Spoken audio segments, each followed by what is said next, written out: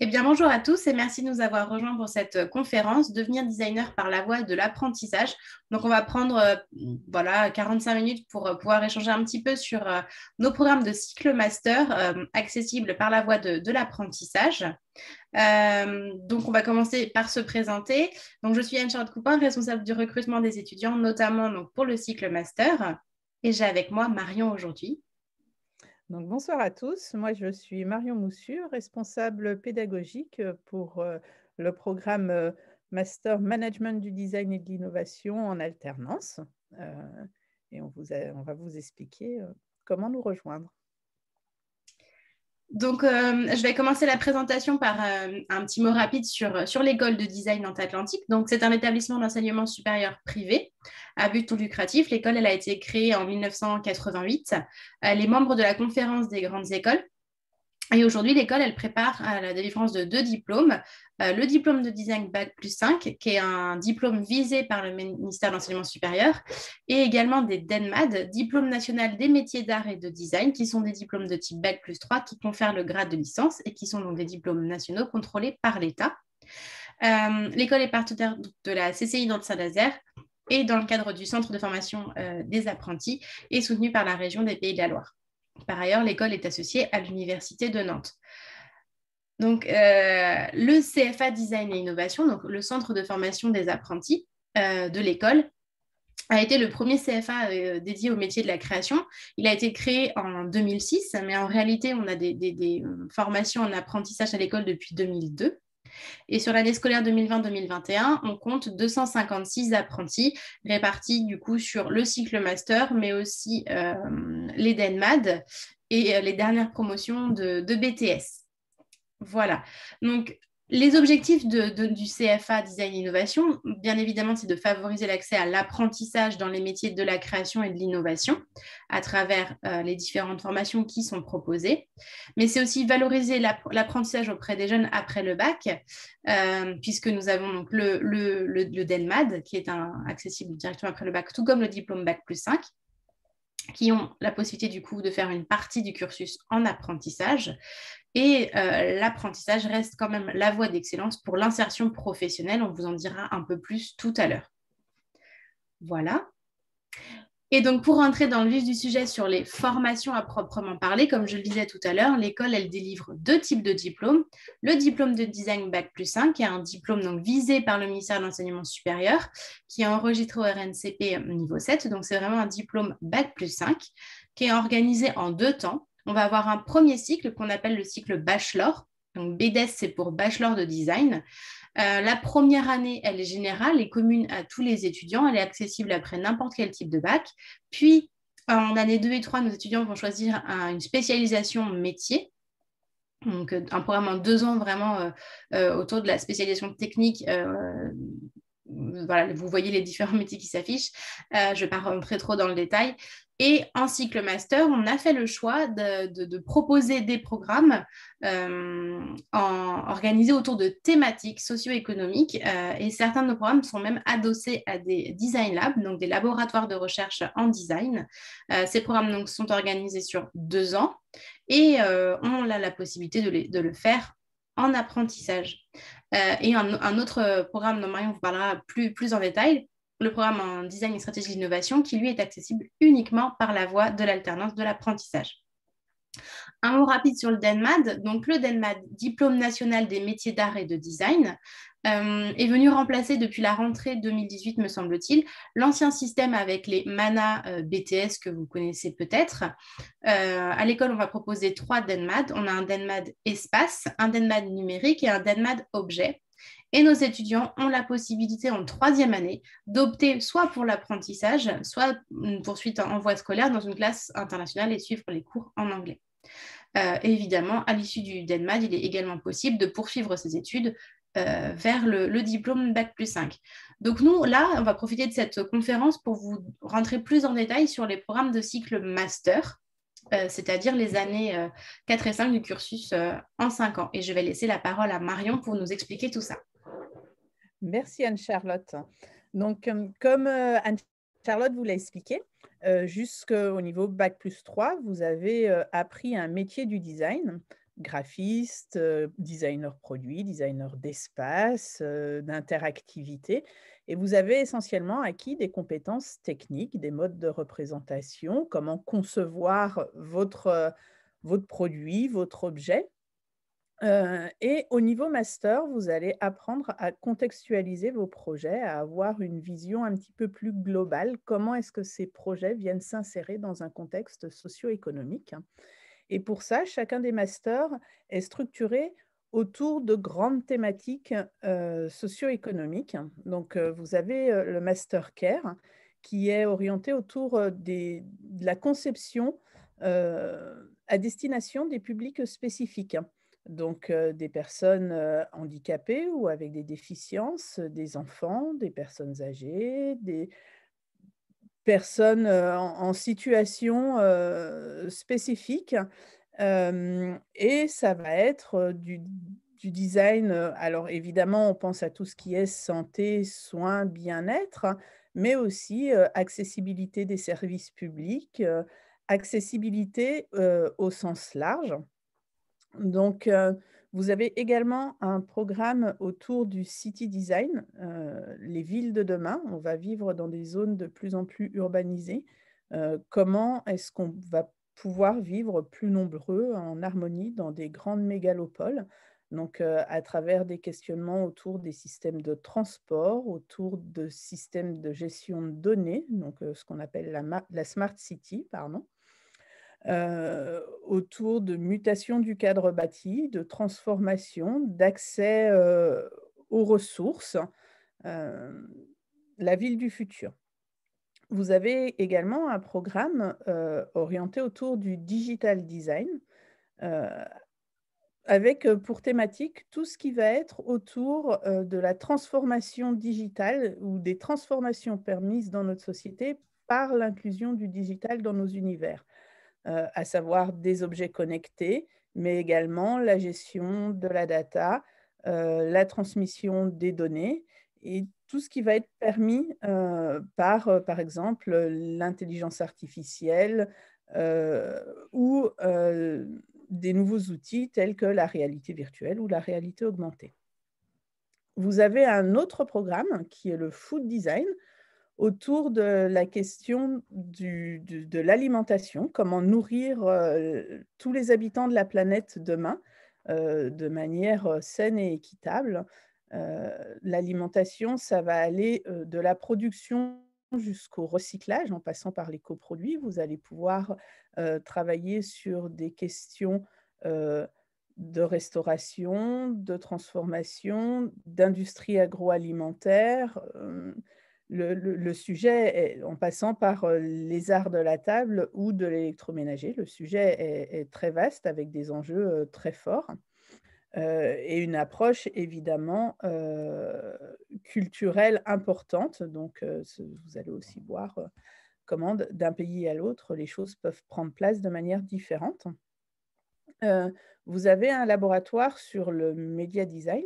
Donc, aujourd'hui, on est de plus en plus, je dirais, envahi de données et d'informations de toutes sortes. La question, ça va être comment, mettre à disposition du public des informations, claires et intelligibles, en fonction des gens à qui elles se destinent.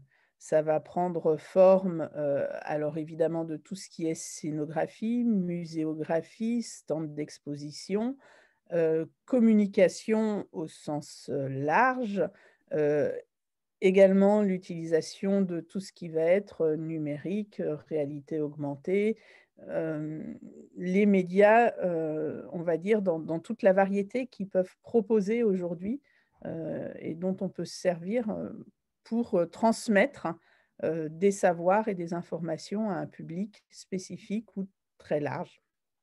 Heu et enfin, le dernier programme, thématique, c'est le master design et stratégie de l'innovation. Ce master, est accessible uniquement en apprentissage, contrairement à tous les autres programmes qui sont accessibles ou par voie scolaire ou par apprentissage. Celui-ci, c'est uniquement l'apprentissage. Il est en partenariat avec, le Village by CA, c'est l'accélérateur de start-up du Crédit Agricole. Et la thématique qui va se poser, c'est comment est-ce qu'un designer peut utiliser ses compétences pour accompagner les transformations en entreprise et les appliquer à la gestion de projet au sens large. Comment est-ce qu'accompagner un usager? Donc on va être sur des thématiques, de marque employeur, de transformation de modèle économique. Et donc, le designer va utiliser sa créativité, ses moyens de représentation à destination de produits très, très variés. Heu et les projets qui seront en cours seront menés en partenariat avec les startups présentes au sein de l'accélérateur, du village Baïséa.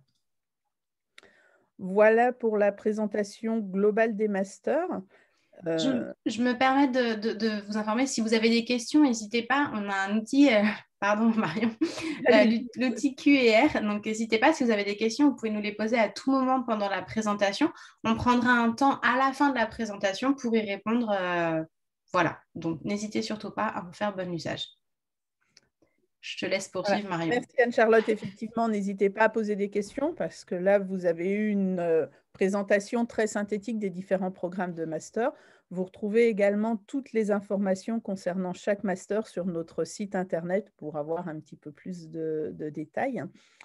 Maintenant, concernant l'alternance, de manière plus précise au sein de ces programmes, donc en première année, vous allez avoir, des périodes d'alternance entre l'école et l'entreprise, donc 5 semaines, en entreprise et 3 semaines à l'école. Alors, selon, comment ça tombe sur le calendrier, ça peut être 6 semaines en entreprise ou et 3 à l'école. Hem et puis, ben, pendant ces semaines, d'école, vous allez avoir, des séminaires projets en lien avec la thématique de votre programme. Vous allez avoir des cours spécifiques, à votre thématique et vous allez, on va dire, véritablement devenir expert de votre sujet. Et puis en entreprise, vous allez mettre en pratique, ce que vous avez pu voir, à l'école auparavant et vraiment vous insérer au sein d'une équipe et comprendre un petit peu, petit à petit, les tenants et les aboutissants de l'entreprise dans laquelle vous vous trouvez. Selon les entreprises dans lesquelles vous vous trouvez, les situations peuvent être très, très variées. C'est aussi, un des grands intérêts de la formation en apprentissage, c'est que vous allez vous retrouver dans une classe avec, des collègues qui non seulement ont une formation métier probablement différente de la vôtre, c'est-à-dire que dans la même classe, on va avoir des designers produits avec des designers d'espace ou des graphistes, et cetera. Tous les métiers sont représentés et vous êtes tous dans des entreprises différentes. Donc ça peut aller de la petite agence de design à la grosse multinationale et donc forcément, avec des méthodes de travail et de la gestion de projet différentes et avec, tous, des tâches qui vous seront propres, et l'intérêt de cette première année et de la deuxième année évidemment, c'est d'échanger et de mutualiser toutes ces connaissances. Vous avez d'entrée de jeu, dès votre première année de master, à votre portée, un réseau de connaissances, hem, très, très étendu à travers, vos camarades de classe et tous leurs collègues également. Donc, la deuxième année, elle est sur le même rythme, donc, de 6 semaines, 3 semaines et à l'école, il y a plus de projets, et de séminaires, mais essentiellement le développement de votre projet de fin d'études, donc, ce qu'on appelle le PFE, que vous aurez choisi, de manière libre. Donc, votre sujet de fin d'études est choisi, très librement, en fonction de votre projet à vous, je dirais de manière plus générale, votre projet de carrière. Il n'est pas forcément lié à l'entreprise, heu et c'est vraiment vous qui posez les jalons de ce projet. Heu, En deuxième année, vous avez également, la rédaction, d'un mémoire, et c'est déjà, 2 choses assez conséquentes. Donc je pense que c'est pas mal. Il y a aussi après des petits modules de cours qui viennent compléter et vous aider à développer votre projet de fin d'études. mais ça reste, on va dire, le temps fort de l'année. On peut peut-être passer à voilà. Merci Anne-Charlotte. Donc sur le contrat d'apprentissage en cycle master, vous allez devoir chercher un contrat de travail de 24 mois. Donc c'est un contrat d'apprentissage, vous êtes salarié, heu, pendant donc les 2 années de votre cycle master. Il y a écrit 12 mois parce que vous avez éventuellement la possibilité de rentrer en master par la voie scolaire, hein, de faire votre première année en voie scolaire et votre deuxième année uniquement en apprentissage. Heu, Sachant que l'expérience la plus complète, si vous choisissez l'apprentissage, elle est quand même d'un contrat de 2 ans. C'est ce qui vous permet véritablement de vous installer dans l'entreprise et de monter en compétences et d'asseoir votre place. Donc ce contrat, vous êtes évidemment, rémunéré. Donc là, vous avez une, fourchette qui va entre 53 et 100 du SMIC. Ça dépend, de votre, âge, du nombre d'années de formation et de la convention collective de l'entreprise. Donc c'est pour ça que, on ne peut pas vous annoncer un salaire. Vous avez tous un salaire, différents les uns des autres en fonction de vos situations, spécifiques. Donc, pour plus d'informations concernant ce contrat de travail, je vous invite à rejoindre, les sites l'apprenti.com et travail-emploi.gouv.fr. Il y a tout ce qui est lié au contrat de travail qui vous sera détaillé. Donc vous avez également des congés payés, une cotisation pour, la retraite. Vos entreprises, en fonction de leur taille et de leurs moyens, peuvent parfois vous accompagner, sur les frais qui sont liés à votre double logement ou à vos déplacements s'il y en a. Et encore une fois, c'est au cas par cas en fonction de l'entreprise. Hem, voilà pour ce qui est du contrat d'apprentissage. Donc encore une fois, si vous avez des questions, n'hésitez pas. Donc l'apprentissage au sein de l'entreprise, ça va être vraiment pour mettre en application, ce que vous avez acquis à l'école. Vous devez être, assistant designer. En entreprise, vous allez être accompagné par un maître d'apprentissage qui sera responsable de votre formation. On va dire le formateur principal que vous aurez parce que c'est avec lui que vous passerez le plus de temps, le plus de semaines. Et c'est cette personne qui va vous guider, on va dire, tout au long de votre projection et de votre parcours en entreprise. Heu, donc vous pourrez être amené à gérer des projets de design, heu, travailler sur les projets d'innovation de votre entreprise, de la direction artistique. Idéalement, ce qu'on vous pousse à rechercher, c'est des entreprises qui ont une dimension internationale, pour, comprendre et avoir une approche, vraiment globale des projets de design. Toutes les entreprises n'ont pas forcément cette dimension, mais c'est quand même souhaitable pour un niveau de master, sachant que parallèlement, à votre master, vous devez, passer, le TOEIC et obtenir un score de 800 points. Donc toute situation qui vous permettra de pratiquer l'anglais, vous sera bénéfique. Je vois qu'il y a une question sur les cours de l'année 1 hors séminaire. Alors en première année, au niveau des cours, vous allez avoir, des alors des cours d'anglais, heu, mais également, j'ai un trou. Oui, alors beaucoup une grosse partie de l'enseignement, de l'école est quand même orientée sur le projet. C'est-à-dire que quand vous allez travailler sur de l'anthropologie, de la sociologie ou des choses comme ça, vous avez des cours, de sociologie, de gestion de projet. Ils vont à chaque fois se retrouver, de toute façon adossés à un projet. Il y a très peu de cours théoriques. Vous avez des cours de droit, de gestion, de propriété intellectuelle, qui eux sont parfaitement, théoriques. Mais pour les autres, tout ce qui va être, apprendre à connaître, on va dire, nos contemporains au sens large, ça va être, traiter dans la thématique de votre master et adossé à un projet. Vos projets sont en général en partenariat avec des entreprises ou des acteurs économiques autour de l'école. Je pense que on va pouvoir continuer. Voilà. Donc, du coup, pourquoi choisir l'apprentissage, Marion? Alors, eh bien, parce que c'est obtenir un diplôme avec 2 ans d'expérience.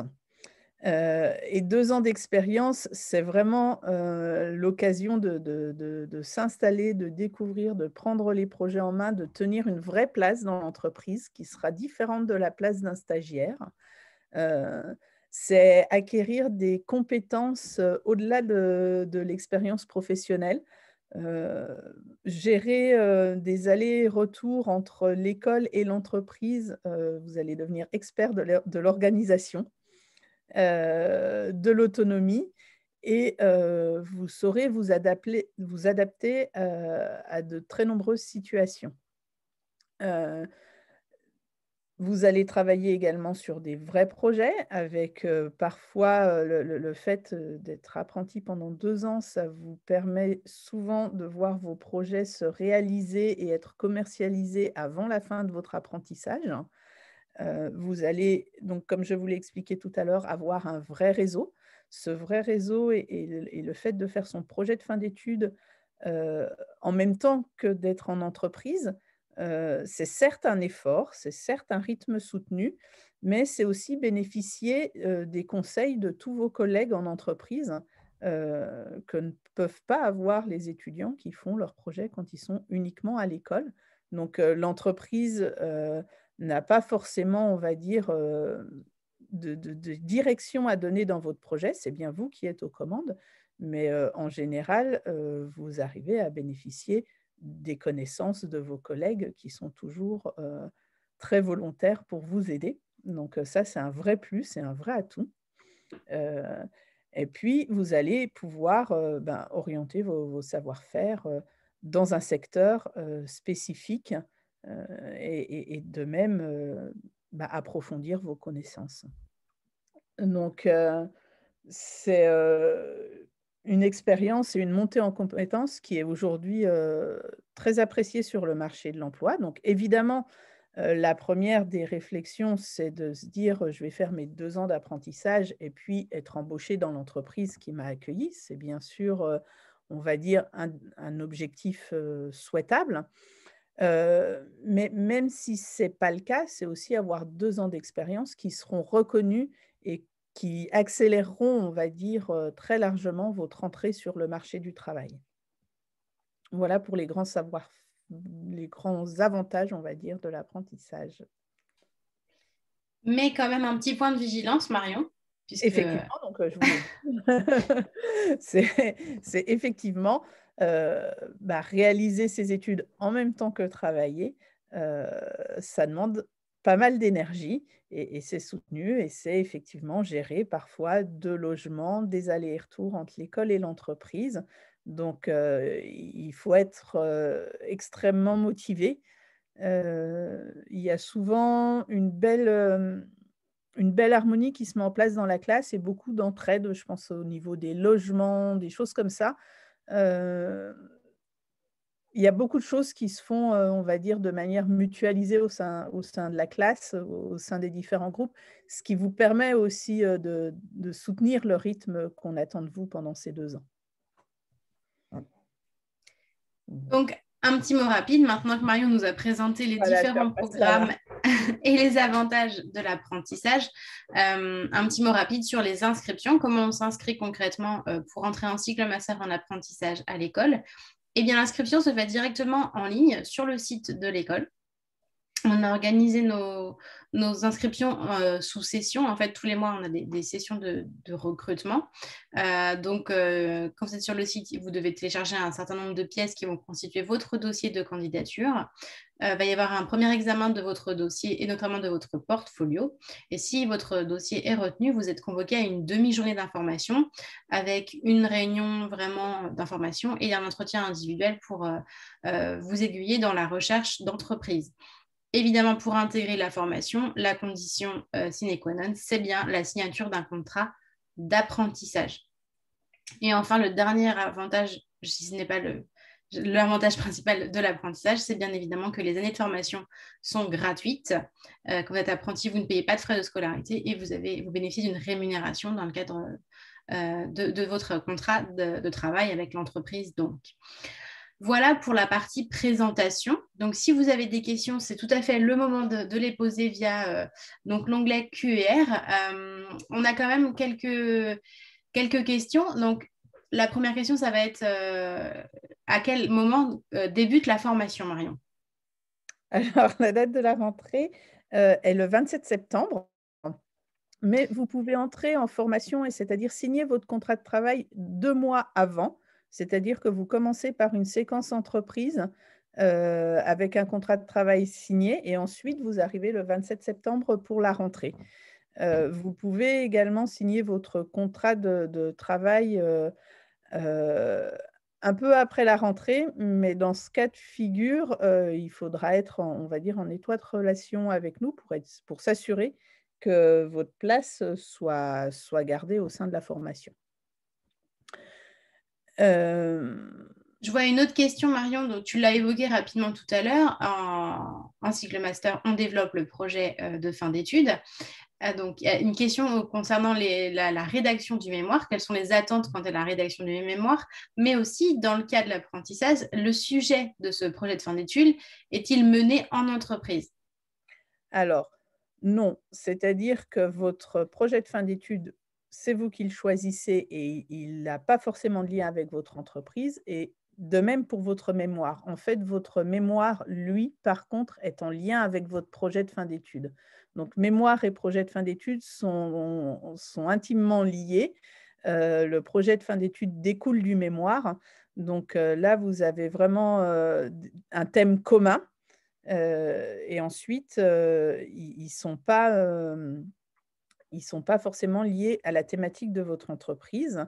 Donc par contre, et ça revient un petit peu au point, de vigilance, de tout à l'heure, vous devez avancer votre mémoire pendant les séquences entreprises, c'est-à-dire que le soir après le travail, il faut s'y remettre un petit peu. Vous ne pouvez pas avancer votre projet de fin d'études et votre mémoire que sur les séquences écoles. Donc, évidemment, les choses sont construites, de manière à ce que vous ayez du temps à l'école pour avancer sur vos projets et pour que vous puissiez faire les choses. Malgré tout, il y a un peu de travail scolaire pendant la première année également, à faire le soir après l'entreprise. Très bien, merci. Alors là, plutôt des conseils autour de la candidature pour entrer en cycle master. Donc, quels conseils me donneriez-vous pour maximiser mes chances d'être acceptée en apprentissage dès la première année? Donc là, la personne qui me pose la question, elle est diplômée d'un DSAA. Mmh mh. Et je la couplerai avec la deuxième question qui était certaines compétences, pardon, doivent-elles être particulièrement mises en avant pour candidater? Donc là, en l'occurrence, Media Design, on pense notamment évidemment à la maîtrise des logiciels, des techniques, etc. Alors, que ce soit nous à l'école et a fortiori un recruteur, lorsqu'il va examiner votre dossier, il va vouloir savoir quelle personne vous êtes, et donc savoir, concrètement ce que vous savez faire. Est-ce que vous savez dessiner? Est-ce que vous savez maîtriser des logiciels? Est-ce que vous savez faire des maquettes? Donc tous vos savoir-faire, c'est intéressant de les mettre en avant, à travers des projets, et donc ne pas faire un book qu'avec des images de synthèse, de produits finis. Vraiment montrer toutes les étapes de réalisation d'un projet, de vos premières esquisses, de vos premières recherches jusqu'à l'étape finale. Et ça peut se faire sur plusieurs projets. Selon les projets que vous avez, vous pouvez mettre sur l'un en avant les phases de recherche et sur l'autre en avant les phases de réalisation. Tout dépend de ce que vous voulez mettre en avant projet par projet. Ce qui est important, c'est qu'au final, on ait vu tout l'étendue de vos savoir-faire, vraiment techniquement. Donc, n'hésitez pas à mettre du dessin à la main. Les recruteurs sont toujours très intéressés pour comprendre comment est-ce que vous fonctionnez et comment est-ce que vous élaborez les choses. Donc ça, c'est vraiment sur le premier volet. Et sur le 2e volet, il va savoir quelle personne vous allez être dans son équipe. Donc c'est important de montrer qu'on sait faire des projets, heu, individuels, de manière autonome, que si vous prend en tant qu'apprenti, il ne va pas non plus devoir être, à côté de vous toutes les 2 minutes et que vous allez pouvoir réaliser des projets. Donc si vous avez des projets individuels, mettez-les et signalez-le. Si vous avez des projets de groupe, parce que vous allez devoir vous insérer dans une équipe et montrer que vous savez travailler en groupe, donc mettez également vos projets de groupe, mettez que vous les avez faits en groupe, pendant combien de temps, avec qui et ce que vous avez apporté dans le groupe. Donc, n'hésitez pas à montrer en fait que vous savez travailler et seul et en équipe. Et puis, il voudra connaître un petit peu quelle est votre méthodologie. Si demain, on vous donne quelque chose à faire, comment est-ce que vous allez vous y prendre pour réaliser un projet? Vous allez commencer à faire des recherches, à faire des croquis, à reposer la problématique, à formuler des hypothèses, et comment est-ce que vous allez être créatif? Et puis ensuite, concevoir votre projet final. Donc montrer un petit peu toutes les étapes de réalisation et votre méthodologie. Donc pour résumer, c'est les savoir-faire, techniques et matériels, les savoir-être, travailler avec les autres dans une entreprise et ensuite la méthodologie. Et évidemment, si vous êtes intéressé par un secteur, montrez que vous vous êtes intéressé à ce secteur et montrez que vous vous êtes intéressé à l'entreprise, que vous convoitez. Merci Marion. Alors, est-il possible d'arriver en cycle master à l'école de design après un DENMAT dans un autre établissement? Alors, je vais me permettre de répondre, Marion, à cette Ouais. question. On peut arriver en cycle master, donc en première année de cycle master, après un bac+3 en design. Donc, si vous venez d'un DENMAT, Diplôme national des métiers d'art et de design, qui est vraiment orienté design, parce que certains sont plutôt orientés métiers d'art, et là, ça peut parfois être plus compliqué, mais en tout cas, le DENMAT est bien évidemment un prérequis pour intégrer le cycle master, évidemment. Voilà pour cette question. Une autre qui va plutôt être pour toi, Marion, je pense. Combien y a-t-il d'élèves par section? Alors, c'est assez variable. On peut avoir, parfois des sections avec, très peu d'étudiants, une dizaine. En moyenne et en général, les groupes sont d'une vingtaine d'étudiants. Il peut y avoir aussi des groupes plus gros jusqu'à 30-35 étudiants. Dans ces cas-là, sur les projets et sur de nombreux cours, la classe est redivisée en groupes. Vous êtes, rarement plus d'une vingtaine, sur un cours et en général, idem pour les suivis de projets. Après, ça peut être un petit peu variable. Quand vous êtes un groupe d'une vingtaine, il y a souvent 2 encadrants avec vous. Vous avez toujours plusieurs interlocuteurs. Merci, Marion. J'en profite pour faire voilà, une petite question comme ça, mais donc, on propose aujourd'hui 6 programmes en apprentissage. Au moment où on postule, il est possible d'imaginer, enfin, de souhaiter rejoindre un programme et finalement, peut-on changer d'avis avant la signature du contrat? Ah bah, je dirais, oui, oui, oui. Alors il faut encore une fois, ça dépendra de la place qu'il y a dans les programmes, parce qu'on peut imaginer que si vous aviez choisi un programme où il y avait de la place et que vous souhaitez rejoindre un programme qui est déjà très chargé en étudiants, c'est pas forcément judicieux. Mais, a priori, il y a pas de souci. Alors, ça me permet de revenir sur un point, c'est-à-dire qu'on a parlé du projet de fin d'études et de l'entreprise. Mais on n'a pas abordé la thématique de l'entreprise et la thématique du master que vous souhaitez faire. Donc, il y a 2 cas de figure. Soit vous êtes déjà décidé sur le master que vous voulez faire et vous allez chercher une entreprise qui va être cohérente par rapport à ce choix. Maintenant, il faut être pragmatique. On prend aussi l'entreprise qu'on trouve et l'entreprise ne matchera pas forcément, de manière, d'un point de vue thématique avec votre master. Dans ce cas-là, soit l'entreprise, estime que votre enrichissement, du master, lui sera bénéfique de toute façon, quel qu'il soit et ne vous impose pas de thématique, soit, elle est très liée, à une thématique, de l'école et souhaite vraiment que vous étudiez cette thématique-là et dans ce cas-là, vous seriez amené à changer de thématique. Tout en sachant que, comme je vous les ai décrites, nos thématiques sont très, très vastes. Imaginons une entreprise, qui fabrique, des appareils de chauffage. On pourrait très bien imaginer qu'elle est sur des problématiques, de gestion de l'énergie, et qu'elle serait rattachée plutôt, aux thématiques du Master City. Mais à travers ça, on pourrait aussi imaginer qu'on parle de bien-être, et éventuellement de santé dans l'habitat, dans quel cas on serait plutôt autour des thématiques de care. Malgré tout, cette entreprise, elle va probablement avoir des interfaces sur ses produits et des questions digitales, donc elle peut éventuellement être sur, du digital design et elle aura peut-être besoin de communiquer autour de ses produits ou de transmettre des savoir-faire, peut-être à ses installateurs ou à ses consommateurs et pourquoi pas chez Media Design. Donc une même entreprise, selon la manière dont on aborde sa thématique, peut correspondre à de très nombreux programmes dans l'école, donc c'est vraiment un dialogue entre vous et l'entreprise. Merci Marion. Donc justement, une question sur l'accompagnement pour la recherche d'entreprise. L'école apporte-t-elle un support pour trouver une entreprise d'accueil? Alors non, l'école ne vous donnera pas de liste d'entreprises. Par contre, dès l'instant où vous serez inscrit, à l'école, que vous aurez fait les démarches, d'admission, vous serez reçu, par des responsables pédagogiques et nos chargés de relations entreprises qui vont vous accompagner, vous donner des conseils quant à la rédaction de votre CV et la construction de votre book. Donc vous aurez un retour, sur, le portfolio que vous présentez et vous aurez un retour sur votre CV et nous échangerons ensemble autour des entreprises que vous avez déjà pu envisager. On peut éventuellement vous donner, ou ouvrir en tout cas vos champs de recherche. Et parallèlement à ça, une fois que votre CV est dans notre base de données, il peut être amené à être transmis à des entreprises, partenaires de l'école.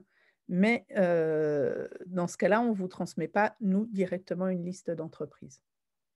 Et vous êtes le principal acteur de votre recherche d'apprentissage et c'est bien à vous de faire les démarches et c'est à vous de trouver votre alternance.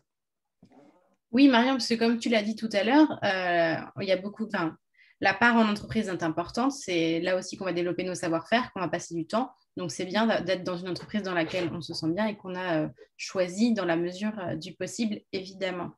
Une question un peu étrange, reste-t-il encore beaucoup de place disponible dans le master, spécialement en city design? On est, soyons honnêtes aussi, en début de campagne de recrutement, puisque là, vous allez chercher une entreprise à intégrer au mois de septembre, peut-être un peu avant, mais pas beaucoup. Donc, on a nos premiers candidats qui ont déjà été reçus sur la session de février. Maintenant, on est loin, je pense, Marion, arrête-moi si je dis des bêtises, mais il nous reste des places dans l'ensemble de nos programmes, évidemment. Voilà. Il y a du succès. Mais oui, en effet, City Design fait partie des thématiques qui a le plus de succès, il est vrai. Mais pour l'instant et aujourd'hui, effectivement, on est en tout début, de formation des groupes pour l'année prochaine et il y a de la place partout.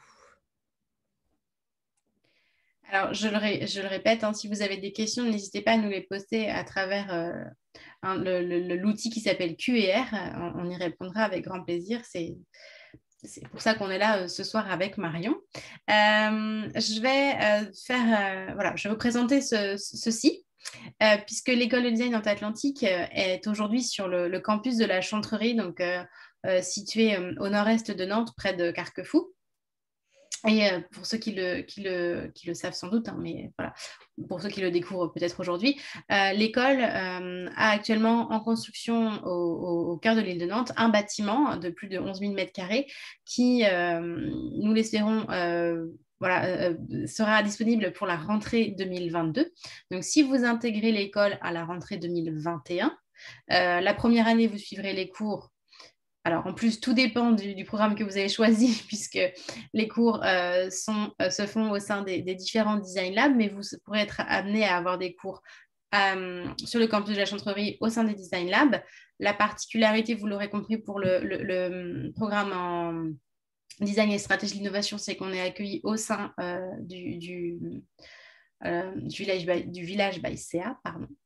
Mais sachez qu'à la rentrée 2022, l'ensemble de nos activités se retrouvera dans ce beau bâtiment tout neuf, dans lequel vous pourrez bénéficier bien évidemment de l'atelier maquette, tout comme d'un espace atelier numérique et des différents studios qui le composent.